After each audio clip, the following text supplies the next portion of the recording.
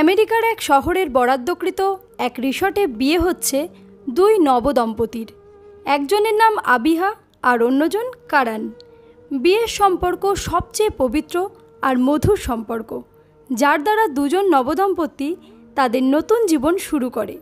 সারা জীবন একে অন্যের পাশে থাকার প্রতিজ্ঞা করে। সুখে দুঃখে প্রতিটা ক্ষেত্রে তারা ছায়া হয়ে একে অন্যের পাশে থাকে। সময় প্রায় দুপুর 2টো। রিসর্টের এক রুমে সাদা শুভ্র রঙের শাড়ি পরে মাথা অবধি ঘোমটা দিয়ে বসে আছে আবিহা। তার গলায় সাদা হীরের হার, কানে সবুজ আর গোলাপি রঙের ইয়াররিং, হাতে ডায়মন্ডের রিং। সারা শরীরে হীরা আর মুক্তার গয়না থাকলেও তার নাকে রয়েছে স্বর্ণের নথ। সাধারণ সাজসজ্জায় আবিহাকে ভীষণ সুন্দর লাগছে। আবিহার ফর্সা মুখে লজ্জার রক্তিম আভা ফুটে উঠেছে, আর তার চোখে রয়েছে শতখানিক স্বপ্ন। আজ তার জীবনের নতুন অধ্যায়ের সূচনা হতে যাচ্ছে। অপরপক্ষে মেঘ তার রুমের আয়নার সামনে দাঁড়িয়ে রয়েছে। বিয়ের অনুষ্ঠানে আজ সকলে সাদা রঙের শাড়ি বা জামা কাপড় পরবে। আমেরিকার বিয়ের অনুষ্ঠানে প্রায় সকলে সাদা রঙের ড্রেস পরে থাকে, যার জন্য এই বিয়ের অনুষ্ঠানে সকলের ড্রেসিং কোড সাদা ঠিক করা হয়েছে। মেঘ সাদা রঙের এক গোল রাউন্ডের জামা পরেছে, তার মধ্যে হালকা সোনালি রঙের পুঁতি দিয়ে কাজ করা। আজ সে শাড়ি পরবে না, কারণ বিয়ের অনুষ্ঠানে তার অনেক কাজ। সকালে কাজিনদের সাথে মিলে সে দুষ্টু পরিকল্পনা করছে, তা সফল করতে হবে তো। তাছাড়া বিয়ের অনুষ্ঠানে মেঘ আজ ডান্স করবে। যদি শাড়ির মধ্যে পা আটকে পড়ে যায় বা ভুল করে সকলের সামনে তার শাড়ির কুচি খুলে যায়, তবে তো সর্বনাশ হয়ে যাবে। মেঘ তাই কোনো প্রকার রিস্ক নেয় না। সে শাড়ি পরা বাদ দিয়ে সাধারণ জামা পরে নেয়। মেঘ তার হাতে পরে লাল কাচের চুড়ি, পায়ে একজোড়া রূপার নুপুর, যা তার মৃত মায়ের শেষ স্মৃতি। মেঘ সাধারণ সাজসজ্জায় নিজেকে মানানসই করে সাজায়। এরপর ঠোঁটের কোণে এক মিষ্টি হাসি বজায় রাখে। মেঘ রেডি হয়ে আবিহার রুমে যায়। সকালে নাচের অনুশীলন শেষে একবার আবিহার রুমে গিয়েছিল, এরপর আর যাওয়া হয়নি। আবিহাকে বউ সাজে দেখার ভীষণ আগ্রহ হলো মেঘের। মেঘ আবিহার রুমে গিয়ে দেখে আবিহা মাথা নিচু করে বিছানায় বসে আছে। আত্মীয় স্বজন সকলে তাকে ঘিরে দাঁড়িয়ে রয়েছে। মূলত তারা নতুন বউকে দেখছে। আর কারানের বাড়ির লোকজন যেহেতু আগে থেকেই এই রিসর্টে অবস্থান করছে, তাই অনেক মানুষ হয়েছে। মেঘ সকলের ভিড় উপেক্ষা করে আবিহার কাছে যায়। বিছানার পাশে বসে আবিহাকে খুঁটিয়ে খুঁটিয়ে দেখতে থাকে। নববধূ সাজে আজ আবিহাকে ভীষণ সুন্দর লাগছে। আবিহা মেঘকে দেখে বলে, মেঘ, তুই এতক্ষণ কোথায় ছিলি? রুমে ছিলাম, তোর বিয়ের জন্য তৈরি হচ্ছিলাম। মেঘ মিষ্টি হাসি দিয়ে কথাটা বলে ওঠে। আজ কতদিন পর মেঘের মুখে সেই চিরচেনা হাসিটা দেখছে আবিহা। বাংলাদেশে থাকতে যখন মেঘ আর সে একই ফ্ল্যাটে থাকতো, তখন তারা একসাথে কত মজা করত। বাহিরে খাবার খেতে যেত, ছুটির দিনে রুমে বসে টিভি দেখত। মেঘ তখন সব সময় হাসি খুশি থাকতো। কিন্তু আমেরিকায় আসার পর থেকে মেঘ কেমন জানি নীরব আর মনমরা হয়ে গেছিল। আবিহা মনে করেছিল মেঘ হয়তো তার পরিবার বা দেশ ছেড়ে নতুন জায়গায় এসেছে, যার জন্য তার মন খারাপ। কিছুদিন পর ঠিক হয়ে যাবে। মেঘের পরিবার বলতে সে জামান তালুকদার, শার্লিন বেগম, সৃষ্টি এদের জানত। যদিও মেঘ তার ব্যক্তিগত জীবন সম্পর্কে খুব একটা কথা বলেনি, তবুও আবিহার মনে হতো মেঘের জীবনে হয়তো কোনো কষ্ট লুকিয়ে আছে, যার জন্য মেঘ সবসময় লুকিয়ে লুকিয়ে কান্না করত, কষ্ট পেত। মেঘকে আজকে হাসি খুশি দেখে আবিহা শান্তি পায়। হঠাৎ নিচে মানুষের হট্টগোল শোনা যায়। সকলে উচ্ছ্বাসিত কণ্ঠে বলে ওঠে, বর এসেছে, বর এসেছে, আবিহা আপুর বর এসেছে। বর মানে কারান এসেছে। যদিও কারান আর আবিহার বিয়ে একই রিসর্টে হচ্ছে, তবে কারানের মা ফারহানা বেগম বলছে কারান আজ তার বাড়ি থেকে বর্ষে যে বিয়ের অনুষ্ঠানে আসবে, কিন্তু আত্মীয় স্বজন আর বাসায় যায়নি, তারা রিসর্টেই থাকে। যেহেতু এখানে বিয়ে হবে, কারান আর আদ্রিয়ান সকাল 11টার দিকে তাদের বাসায় চলে যায়। কারানের পরিবারের নিয়ম অনুসারে বর তার নিজ বাসা থেকে গাড়ি করে বের হয় বউ আনতে। যেহেতু পারিবারিক নিয়ম আর ফারহানা বেগমের আদেশ, তাই আর কেউ মানা করেনি। বর এসেছে কথাটা শুনে আবিহার ঘরে থাকা আত্মীয় স্বজন সকলে নিচে চলে যায়। ঘর এখন সম্পূর্ণ ফাঁকা। মেঘ আর আভিহা ছাড়া অন্য কোনো ব্যক্তি সেখানে উপস্থিত নাই। আভিহা মেঘকে কিছু বলার উদ্দেশ্যে তার দিকে তাকায়। হঠাৎ আভিহার চোখ যায় মেঘের হাতে কাটা স্থানের দিকে, যেখানে ব্যান্ডেজ করা। আভিহা বিচলিত কণ্ঠে বলে ওঠে, মেঘ, তোর হাতে কি হয়েছে? ব্যান্ডেজ করা কেন? মেঘ তার হাতের দিকে তাকায়। কালকে রাতের ঘটনার কথা মেঘের মনে পড়ে। সাথে সাথে তার চোখে মুখে থাকা হাসি বিলীন হয়ে যায়। মেঘ সত্যি কথা বলতে পারবে না আভিহাকে, তাই মিথ্যে অজুহাত দিয়ে বলে ওঠে, কাল রাতে হঠাৎ করে ওয়াশরুমে পড়ে গেছিলাম। ওয়াশরুমের দরজায় চিপায় হাত চলে যায়, এই জন্য সামান্য একটু কেটে গিয়েছে। আভিহা মেঘের কেটে যাওয়া হাত আলতো হাতে ধরে বলে, তোর নিশ্চয়ই অনেক ব্যথা লেগেছে মেঘ। শরীরের ব্যথা সকলে দেখতে পায়, কিন্তু মনের ক্ষত না।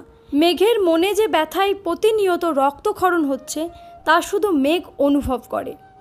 মেঘ দীর্ঘশ্বাস ফেলে বলে ওঠে, কিছু কিছু আঘাত সব সময় কষ্ট আর ব্যথা দেয়। জীবনে আঘাত পাওয়া খুব জরুরি। যখন কষ্ট, দুঃখে, ব্যথায় মানুষের দেয়ালে পিঠ ঠেকে যায়, তখন মানুষ ঘুরে দাঁড়ায়। মনের সকল বাধা বিপত্তির সাথে একাই লড়াই করে আর একাই নতুন জীবন শুরু করে। মেঘের কথা আভিহা বুঝতে পারে না, তার বোঝার কথাও না। আভিহা শুধু মেঘকে সান্ত্বনা দেয়, যাতে সে আর মনে কোনো দুঃখ কষ্ট লুকিয়ে না রাখে। যদি কোনো কষ্ট থাকে তবে যেন সে তার সাথে সেটা শেয়ার করে। কিন্তু মেঘ মুখ ফুটে কিছুই বলে না। সে মিষ্টি হাসি দিয়ে বোঝায় তার মনে কোনো কষ্টই নেই। মেঘ আর আভিহার কথার মাঝে নিচ থেকে সকল কাজিনরা মেঘকে ডাকতে থাকে। বর এসেছে, মেঘকে যেতে হবে, সকালে যা পরিকল্পনা করেছে তা সফল করতে হবে। মেঘ আভিহার রুম থেকে বের হয়, নিচে চলে যায়। রিসর্টের গেটের সামনে দাঁড়িয়ে রয়েছে কারান আর আদ্রিয়ান সহ আরও বন্ধুবান্ধব। আভিহার মা তৃপ্তি বেগম তাদের গাড়ি থেকে মিষ্টি আর আংটি দিয়ে নামায়। কারান আর আদ্রিয়ান একই গাড়িতে রয়েছে, তারা একসাথে নামে। কারান গাড়ি থেকে নেমে গেট দিয়ে বাড়ির ভিতরে প্রবেশ করতে যাবে, তখন আভিহার কাজিনরা তাদের আটকে দেয়। আরে কারান ভাই, কোথায় যাচ্ছেন? কারান যেহেতু কাজিনদের আগে থেকেই চেনে, তাই তাদের সাথে সে যথেষ্ট ফ্রি। তাই কারান বলে, বিয়ে করতে এসেছি, বউয়ের কাছে যাচ্ছি। কারান বেহায়ার মতো বলে ওঠে কথাটা। কাজিনরা সকলে হেসে ওঠে। কাজিনরা বলে, বউয়ের কাছে অবশ্যই যাবেন, কিন্তু তার আগে পকেট থেকে সামান্য 5 লাখ টাকা বের করে দেবেন। 5 লাখ টাকা? আর 5 লাখ টাকাকে সামান্য বলছো তোমরা? জি কারান ভাই, অতি সামান্য টাকা। 5 লাখ টাকার চেয়ে 1 টাকা কম হলেও এই গেট খোলা হবে না। না আপনি বিয়ের আসরে যেতে পারবেন। 5 লাখ টাকায় কটা শূন্য থাকে তোমরা তা জানো? এত টাকা আমি দিতে পারবো না। তবে আজ আপনার বিয়ে করাও হবে না কারান ভাইয়া। সকলের ভিড়ে পিছন থেকে একজন কথাটা বলে ওঠে। সব কাজিনরা সামনে থেকে সরে যায়। মেঘ পিছন থেকে বের হয়ে আসে। কারান মেঘকে দেখে অবাক হয়ে বলে, মেঘ তুমিও? আমিও মানে? আজ আমার বান্ধবীর বিয়ে আর আমি গেট ধরবো না? তাড়াতাড়ি 5 লাখ টাকা দেন, না হলে কিন্তু আপনার আজ বিয়ে করা হবে না।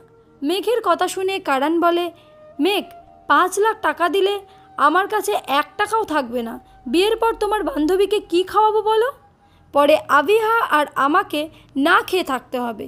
ও আমার গরিব কারান ভাই। আচ্ছা, আপনাকে 5 লাখ টাকা দিতে হবে না, একটু 6 লাখ টাকাই দেন তাহলে। 5 লাখ টাকার চেয়ে 6 লাখ কম? অবশ্যই কম। আপনি যদি এখন টাকা না দেন তবে এই রকম করে আরও কমতে থাকবে। যেমন 6 লাখ থেকে 7 লাখ, এরপর 8 লাখ, তারপর 9 লাখ। কারান আর মেঘ সহ সকলের কথায় আদ্রিয়ান ভীষণ বিরক্ত বোধ করছে। মেঘ মনে হয় আদ্রিয়ানের বিরক্তি মাখা মুখের দিকে দেখে নাই, অবশ্য তার দেখার ইচ্ছেও নাই। সে তার হাসি, আনন্দ, মজায় ব্যস্ত। আদ্রিয়ান বিরক্ত হয়ে বলে, কারান যত টাকা চাইছে তা দিয়ে দে। মামার ব্যবসা থেকে কোটি কোটি টাকা আসে, ওরা তো মাত্র 5 লাখ টাকাই চেয়েছে। এমন কিপটামি করছিস কেন? আদ্রিয়ানের কথা শুনে কারান বলে, এই আদ্রিয়ান, তুই কি আমার ভাই না শত্রু? বিয়ের গেটে কোথায় বরের বন্ধুরা ঝগড়া করে টাকা কমায় আর তুই টাকা দেওয়ার কথা বলছিস? কারণ তোর এইসব বকবকে আমি বিরক্ত হয়ে যাচ্ছি। দয়া করে টাকাটা দে, না হয় গেট খুলে আমাকে ভিতরে যেতে দে। আদ্রিয়ান, তুই না আসলে একটা বুইরা খাটাস। রসকস সিঙ্গারা বুলবুলি, তোর মধ্যে কিছুই নাই। কারান আর উপায় না পেয়ে পকেট থেকে টাকা বের করে মেঘ সহ সকল কাজিনদের দেয়। এরপর তারা গেট খুলে বরকে ভিতরে নিয়ে যায়। মেঘ আর আদ্রিয়ানের দিকে ফিরে তাকায় না, তার মনে ইচ্ছেও জাগে না। আদ্রিয়ান ও মেঘকে এত মনোযোগ দিয়ে দেখে না। বিয়ে বাড়ির সকলে খাওয়া দাওয়া শুরু করে। মেঘ আর তার সাথীরা বরের জন্য খাবার নিয়ে যায়। বিয়ে বাড়ির সকল অনুষ্ঠান সাধারণ বাঙালি নিয়মে হবে। কারান সহ সকল বন্ধুদের হাত ধোয়ার জন্য মেঘ সহ সকলে তাদের হাত বাড়িয়ে দেয়। ভাগ্যক্রমে আদ্রিয়ান যখন হাত বাড়িয়ে দেয় তখন মেঘ বেখেয়ালিভাবে তার হাত ধরে। মেঘ যখন বুঝতে পারে এটা আদ্রিয়ান, তখন সে হাত ছেড়ে দিতে চায়, কিন্তু পরক্ষণে আবার সে হাত ধরে, কারণ আদ্রিয়ান এখন শুধু তার বন্ধুর দেওর ছাড়া অন্য কিচ্ছু না। মেঘ সযত্নে আদ্রিয়ানের হাত ধুইয়ে দেয়, যেমন অন্যদেরটাও করে। মেঘের চোখে পানি জমে না, তার মনে কষ্ট বা ভালো লাগার অনুভূতি তৈরি হয় না। সে সাধারণভাবে সব কিছু করে যেন আদ্রিয়ান তার কেউই হয় না। সময় বিকেল 4টে। কারান বর্ষেজে বসে আছে স্টেজে। তার আশেপাশে তার বন্ধু আদ্রিয়ানও উপস্থিত রয়েছে। ফারহানা বেগম বিয়ের অনুষ্ঠানে আসেননি। ছেলের বিয়ের দিন মা যায় না, এইটাই নিয়ম। যদিও আমেরিকায় এই নিয়ম কেউ মানে না। বাড়ির সিঁড়ি দিয়ে বধূ সেজে আবিহার নিচে নেমে আসে, তার মাথায় ওড়না যা মেঘ সহ অন্য কাজিনরা ধরে রেখেছে। বিয়ে বাড়ির সকলে সিঁড়ির দিকে তাকায়। মেঘ সহ সকল কাজিনরা আবিহাকে নিচে নিয়ে আসে।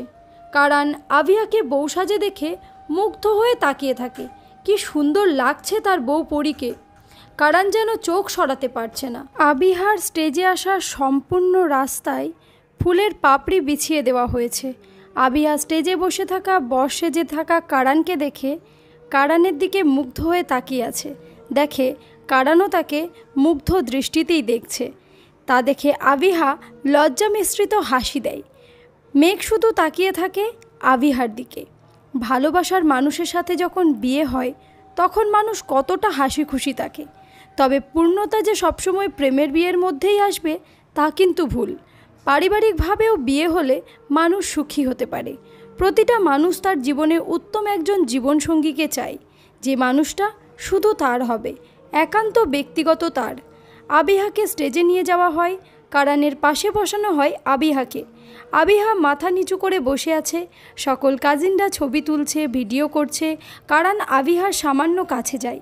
এরপর ধীরে ধীরে বলে ওঠে, ইস, আজ আমার বউকে দেখতে কত সুন্দর লাগছে। বউ এত সুন্দর হওয়া উচিত না, আমার তো নজর লেগে যাবে। কারানের কথা শুনে আবিহার লজ্জার পরিমাণ দ্বিগুণ হয়ে যায়। সে মাথা আরও নিচু করে ফেলে।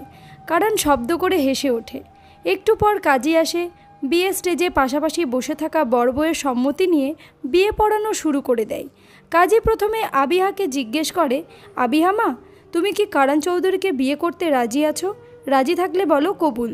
আবিহার নিচু কণ্ঠে বলে ওঠে, কবুল। কাজী আবার কারানকে জিজ্ঞেস করে, কারান, তুমি কি আবিহাকে বিয়ে করতে রাজি আছো? জি, আমি রাজি। বিয়ে সম্পূর্ণ হয়ে যায়। আজ থেকে আপনারা স্বামী স্ত্রী। আবিহার কবুল বলার সময় মেঘ একবার তাকায় আদ্রিয়ানের দিকে। 14 বছর বয়সে সেও এই মানুষটার জন্য কবুল বলেছিল, তাকে স্বামী হিসেবে গ্রহণ করেছিল। কিন্তু 7 বছর পর ওই মানুষটা তার জন্য ডিভোর্স পেপারে সাইন করেছে। তার মুখ থেকে তালাক শব্দটা উচ্চারণ করেছে, অন্য নারীর সাথে সম্পর্ক করেছে। তার প্রতি সত্যিই মনে কোনো মায়া বা ভালোবাসা রাখা কি উচিত? মেঘ এত বোকা না যে মানুষ তার ভালোবাসার লোভ করবে। মেঘ ঘৃণায় তার দৃষ্টি সরিয়ে নেয়। এরপর আবার বিয়ের অনুষ্ঠানের উপর মনোযোগ দেয়। বিয়ে শেষ হবার পর রিসোর্টের মাঠে গান বেজে ওঠে। সকল কাজিনরা সারিবদ্ধ হয়ে দাঁড়িয়ে নাচ শুরু করে দেয়। মেঘের গান শুনে মনে হয় তার নাচের কথা। মেঘ তাড়াতাড়ি করে নিচে চলে যায়। এরপর গানের তালে তালে ডান্স করতে থাকে। মিউজিক বেজে ওঠে। মেঘ আর কাজিনদের সাথে সকল আত্মীয় স্বজনও যোগ দেয় নাচে। মেঘ কারান ও আবিহাকে স্টেজ থেকে নিচে মাঠে নিয়ে আসে।